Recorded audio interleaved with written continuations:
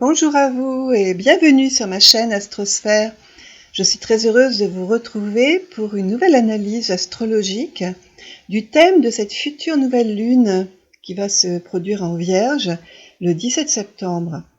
Alors, beaucoup de personnes que je connais autour de moi ont été confrontées à des déceptions lors de la dernière pleine lune, se sont senties trahies ou abandonnées. Il était question dans cette période de pleine lune de faire preuve de discernement, de lâcher prise, de s'en remettre à la providence, ce qui est demandé par cet axe Vierge-Poisson. Alors en fait, les deux signes d'un axe, tels qu'on les appelle en astrologie, sont des signes qui se font opposition dans le zodiaque, mais qui sont totalement complémentaires. Ainsi, nous avons le signe du Bélier, signe d'action qui est complémentaire au signe de la Balance, signe de relation à l'autre. Et en ce qui concerne l'axe Vierge-Poisson, la rationalité, le sens de l'organisation, le besoin d'analyse intellectuelle, donc le besoin de tout comprendre de la Vierge, est totalement complémentaire au signe des Poissons, qui lui est un signe de sensibilité, d'intuition, de feeling, qui n'intellectualise pas les choses, qui ne fait que vivre au niveau de ses sensations, de ses émotions. Allié à la Vierge, il devient plus basique, apprend à tenir compte des réalités terrestres, des limites qu'il faut se mettre, du discernement aussi, que permet l'esprit d'analyse. Et la Vierge, elle, elle apprend à son contact à exprimer ses émotions, ses sentiments, à lâcher prise, à faire confiance en la vie, en l'univers. Elle peut ainsi devenir plus spirituelle. Alors n'oublions pas que les 12 énergies zodiacales nous constituent et qu'une nouvelle lune ou une pleine lune dans un signe fait toujours réagir les domaines dans lesquels ce signe ou ces signes se situent dans notre thème natal.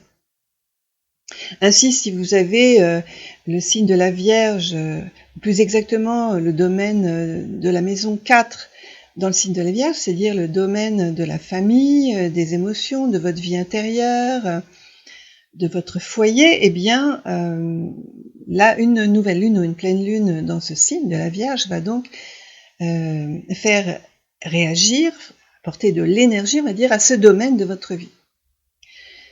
Alors la nouvelle lune ayant lieu en Vierge à 25 degrés, cela signifie que la lune a rattrapé le soleil depuis le 2 septembre dans ce 6e signe du zodiaque, qu'est la Vierge.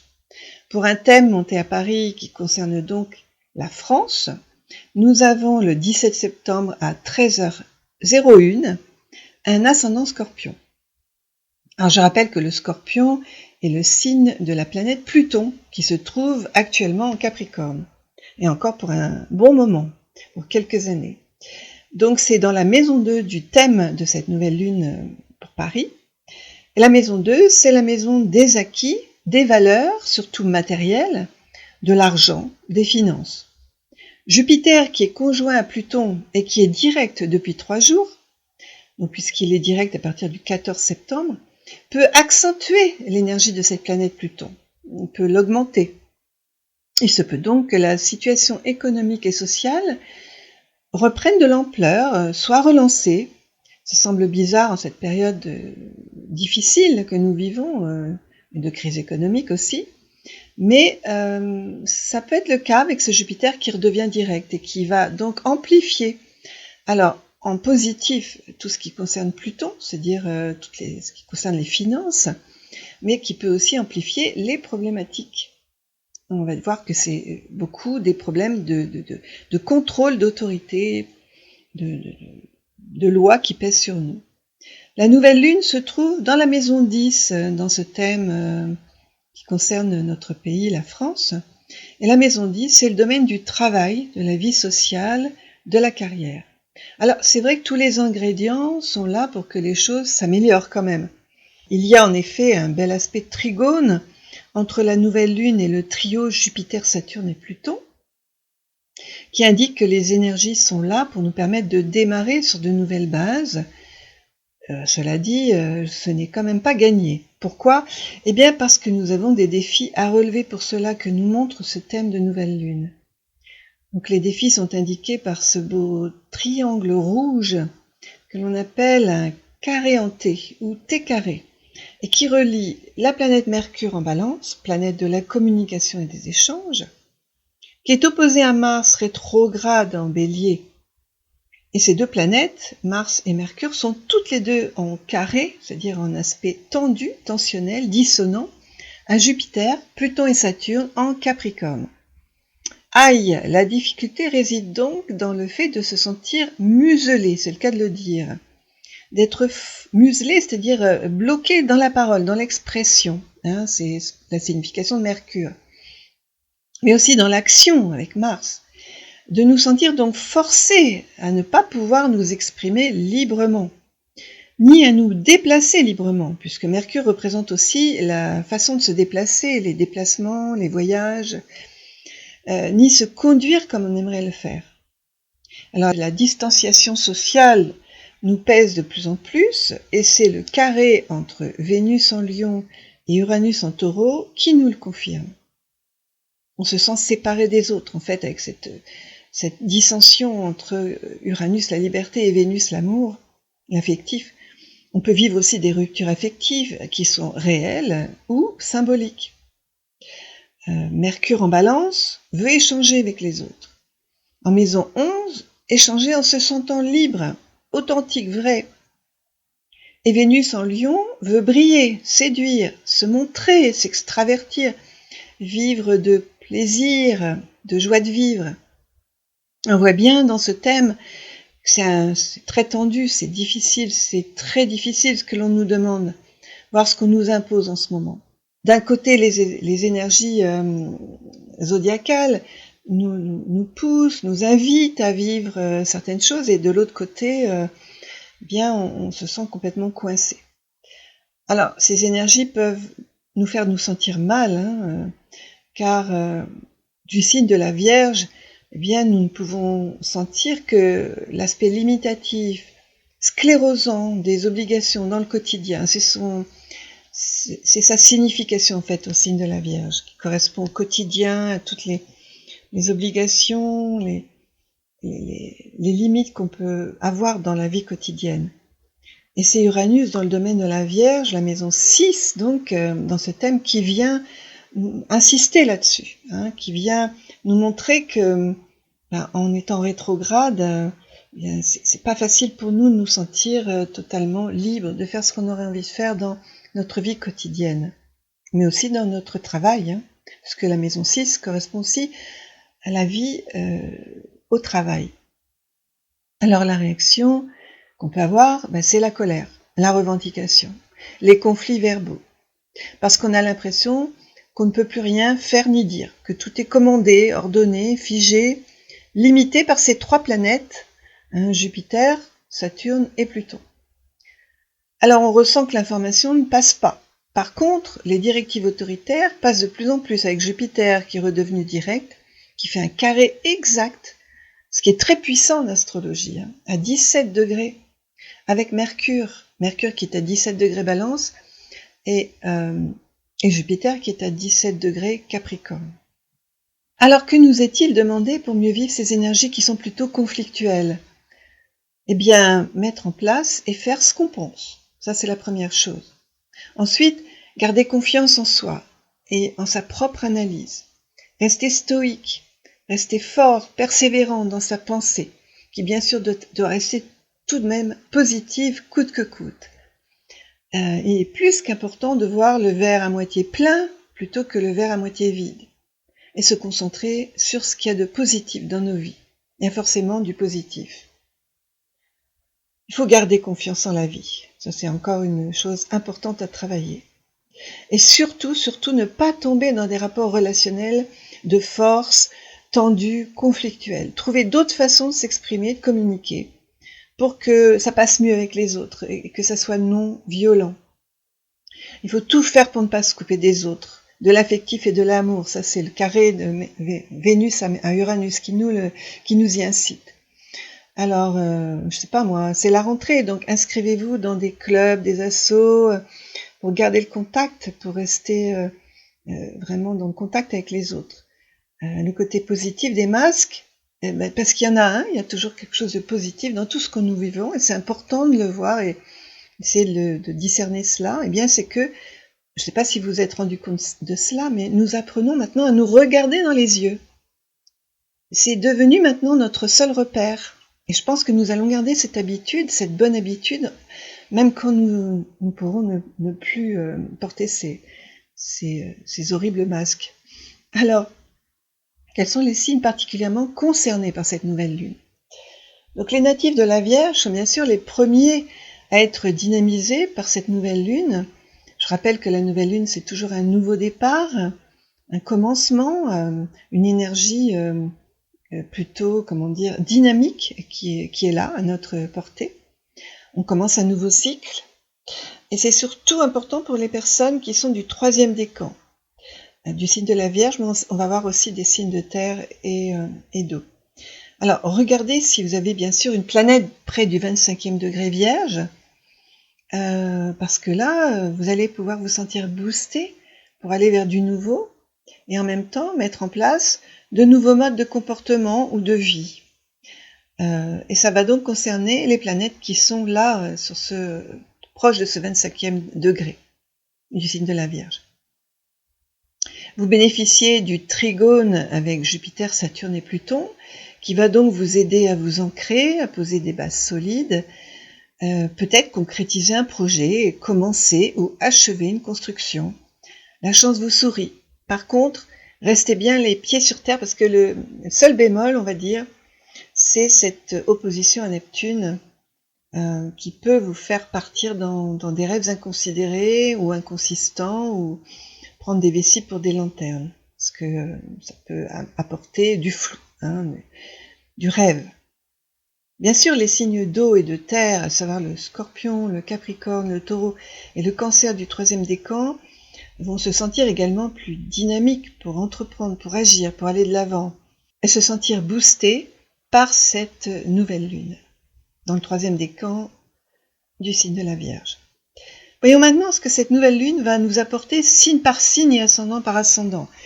Alors, si vous êtes du signe que je vais décrire, ou de l'ascendant, si vous avez aussi une planète, ou des planètes dans ces signes, eh bien, vous serez certainement concerné par ce que je vais vous expliquer maintenant. Alors, commençons par les béliers ou ascendants béliers du 3e décan. Vous êtes toujours autant confronté à votre façon d'agir, d'entreprendre. Vous pouvez vous sentir à la fois poussé à l'action par Mars, mais retenu par des peurs, par des angoisses aussi, par des inquiétudes. Ça, c'est la lune noire qui malheureusement vous gêne un peu en ce moment. Durant cette période, vous allez avoir besoin de communiquer autrement. Et vous pouvez passer d'un comportement autoritaire à des freins et des restrictions que vous pouvez vous imposer ou qui vont s'imposer à vous. Le défi, c'est donc de calmer vos impulsions et de faire preuve de compréhension et de persévérance. Pour les taureaux, 2e signe du zodiaque, ou ascendant taureau, le changement qui vous est demandé par Uranus, qui concerne plutôt les 2e décans maintenant, eh bien, il va s'intensifier et vous bousculer davantage sur le plan affectif et émotionnel, avec ce carré entre la planète Vénus en Lion et Uranus dans votre signe. Alors, il se peut que vous viviez des moments de déstabilisation, que vous soyez confronté à votre peur de la séparation ou d'être obligé de réorienter une ou plusieurs de vos relations affectives ou sentimentales. Alors, si j'ai un conseil à vous donner, ne précipitez rien. Uranus peut justement trop pousser, précipiter, aller vite, mais plutôt oser changer ce qu'il y a à changer dans votre façon d'aimer ou de vous attacher. Pour vous, les natifs des Gémeaux ou ascendants Gémeaux, Vénus offre surtout au 2e décan du bien-être, de beaux moments de partage, et Mercure permet aussi, surtout au 2e décan, des facilités pour communiquer, pour échanger, pour entrer en contact avec les autres. C'est tout bon pour vous sur le plan relationnel. Cela dit, cette nouvelle lune propose encore au 2e décan un défi majeur, celui de faire preuve de discernement, de vous confronter à la réalité, de ne pas rester dans la rêverie ou les châteaux en Espagne, ou dans les regrets aussi, ce que peut apporter un Neptune en carré à votre signe. Si vous êtes Cancer, la nouvelle lune vous pousse à entreprendre. Le carré à votre signe ou ascendant risque de créer des conflits verbaux. Vous risquez d'exprimer votre désaccord et d'être un peu trop réactif et autoritaire dans votre façon de vous exprimer. Faites preuve de tolérance, ne cherchez pas à imposer vos points de vue, restez zen. Et ça, c'est pour les deuxièmes décans et dans quelques jours pour les troisièmes décans, puisque Mercure va donc avancer. Et c'est elle qui va vous poser des petits soucis. Pour vous, les lions ou ascendants du deuxième décan, Vénus vous offre de bons moments à passer. Elle vous fait vous sentir bien. Cela dit, Uranus vous propose d'effectuer une réorientation de votre façon d'aimer, de séduire, d'être reconnu aussi. Vous êtes aidé pour cela à mieux communiquer, à exprimer vos sentiments et vos désirs, vos besoins relationnels aussi, par Mercure, qui est dans un signe ami, le signe de la Balance. Le troisième décan, quant à lui, ressent l'énergie de rétrogradation de Mars qui peut vous apporter beaucoup de facilité pour aller de l'avant, poser des actes. Et si vous aviez pris des décisions, il se peut que la vie vous propose des retards, vous impose plutôt des retards ou des lenteurs, mais c'est pour vous permettre de bien faire le point sur le bien fondé de vos décisions. Pour les Vierges et ascendants Vierges du troisième décan, c'est le moment de commencer quelque chose de nouveau durant cette nouvelle lune. Soyez simplement vigilants à ne pas vous égarer ou vous tromper, car Neptune en face de vous peut vous apporter du flou, des hésitations, des doutes, mais même des moments de tristesse, de spleen. Le signe et l'ascendant Balance. Alors pour vous, vous êtes favorisé par Mercure, qui est dans votre signe et qui vous permet de vous sentir plus léger, de vous faire de nouveaux contacts, de nouvelles relations, et de vous exprimer plus facilement. Vénus en Lion vous donne aussi l'envie de partager des sentiments, de vous faire plaisir, d'aimer. Mais cela dit, quand votre signe opposé le Bélier, votre défi sera de rester zen, d'éviter les conflits, d'être patient et persévérant pour entreprendre, de travailler votre communication qui risque d'être un peu trop impulsive et réactive. Vous pourrez peut-être avoir l'impression que les autres vous empêchent d'agir comme vous aimeriez le faire. Mais en fait, on sait très bien que ce ne sont jamais les autres qui nous empêchent de quoi que ce soit, mais c'est tout simplement nous-mêmes. Parce que nous sommes toujours responsables de ce que nous vivons, de ce que nous faisons, de ce que nous ressentons. Pour le Scorpion et l'ascendant Scorpion du troisième décan, la nouvelle lune vous apporte de l'énergie positive pour entreprendre, pour poser des actes.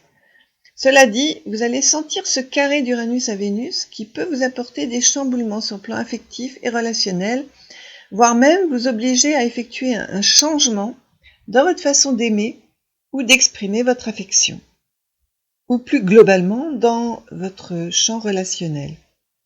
Neptune, cela dit, vous offre des possibilités intuitives importantes, du ressenti, de l'empathie, ce qui vous permettra de mieux vivre ce qui se présente à vous sur le plan affectif ou amoureux. Pour les Sagittaires ou ascendants Sagittaires, Mercure est bénéfique pour vous aider à échanger avec les autres. Il peut vous apporter de nouveaux contacts ou de nouvelles relations. Quant à Vénus, elle vous promet des moments de douceur, de bien-être, permet de vivre de beaux sentiments, sentir la chaleur humaine.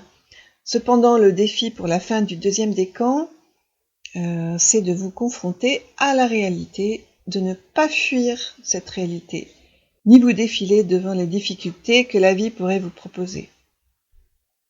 Pour vous, les Capricornes et ascendants Capricorne du deuxième décan, Jupiter, redevenu direct, vous offre des opportunités, de la chance, la réalisation de certains rêves ou idéaux grâce au sextile entre Jupiter et Neptune.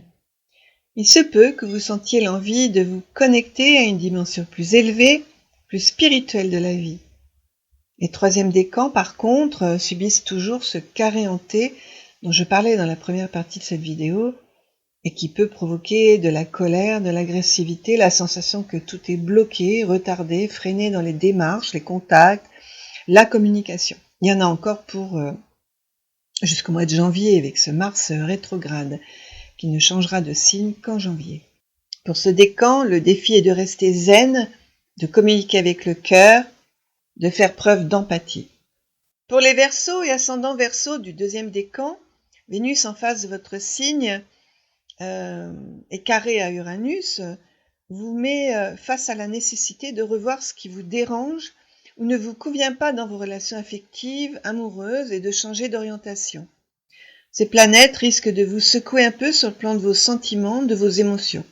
C'est Mercure qui vous aidera à exprimer ce qui vous dérange ou vous soucie. Donc appuyez-vous sur lui, il vous aide durant cette période. Et enfin pour vous, les poissons, ascendant poissons du deuxième décan, Neptune vous rend toujours très sensible, à fleur de peau, et votre planète, Neptune, donc en opposition à cette conjonction Soleil-Lune, peut vous mettre un peu dans le brouillard, obscurcir votre vision de l'autre ou des autres, peut vous amener à vous tromper sur ce que vous voulez ou ce que vous ressentez. Alors soyez très objectif et lucide dans cette période. Pour vous, du premier décan, la planète Uranus rétrograde vous offre des opportunités de changement, vous aide à changer, à aller vers du nouveau. En rétrogradation, elle vous repropose des réorientations. Il s'agit de bien y réfléchir pour savoir saisir la balle au bon quand la planète Uranus redeviendra directe. Ce petit tour d'horizon des 12 signes et ascendants est terminé. Mon avis est que cette nouvelle lune en Vierge peut nous rendre les choses plus difficiles à supporter. Elle nous demande de nous tourner vers notre monde intérieur avec Neptune qui s'oppose à cette nouvelle lune pour retrouver les vraies valeurs sur lesquelles il est important de fonder notre vie pour ou retrouver la sérénité, l'harmonie et la sécurité intérieure. Alors, je vous souhaite de vivre au mieux cette période de la mi-septembre. Je vous dis à très bientôt. Merci pour les commentaires, les partages et les likes. Je vous envoie plein de belles énergies. Bonne nouvelle lune et à tout bientôt. Au revoir mes amis.